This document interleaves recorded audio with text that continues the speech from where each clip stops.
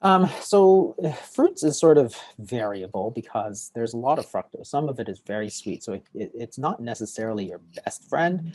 I don't think it's your worst enemy either, because again, there is a lot of other stuff. So if you're eating an apple or something like that, there's still that bulk and there's still those other things in it, the fiber and so on, that is going to prevent you from overeating it. So if you're taking fruit juice, then yeah, very easy to overeat that, but it's very hard to overeat apples, for example. Same with the complex, and it's more like the root vegetables. So even potatoes, for example, if you have boiled potatoes, it's really hard to overeat boiled potatoes.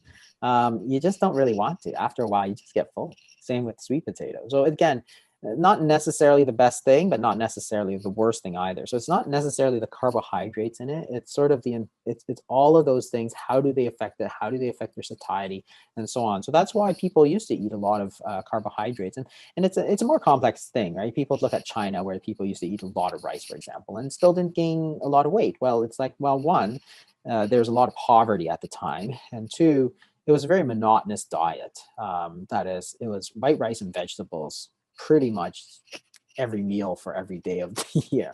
And there's two reasons why you eat. One is that you're hungry and need nourishment, and two is that it's delicious, right? Yes. So if you take away the deliciousness, that is, you eat a very monotonous diet. So no matter what you eat, no matter how good it is, if you eat it every single day, it actually starts being not so tasty to you.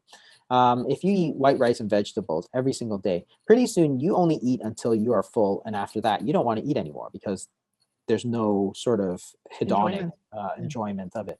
Um, it's a big difference from now, because now you've got chemicals, you've got, different foods that are going to keep you wanting to eat, and therefore a lot of people are eating way past their fullness and eating for the enjoyment of it, which is not to minimize it. I mean, everybody enjoys food, but if you're eating every day past that sort of hunger requirements and into enjoyment, well, that's a problem. That's why these monotonous diets often work.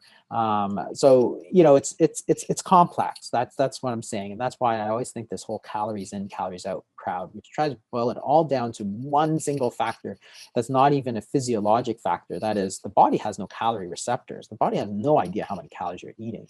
It's a term from physics, not from physiology. It has actually no implications for physiology Hmm. whatsoever.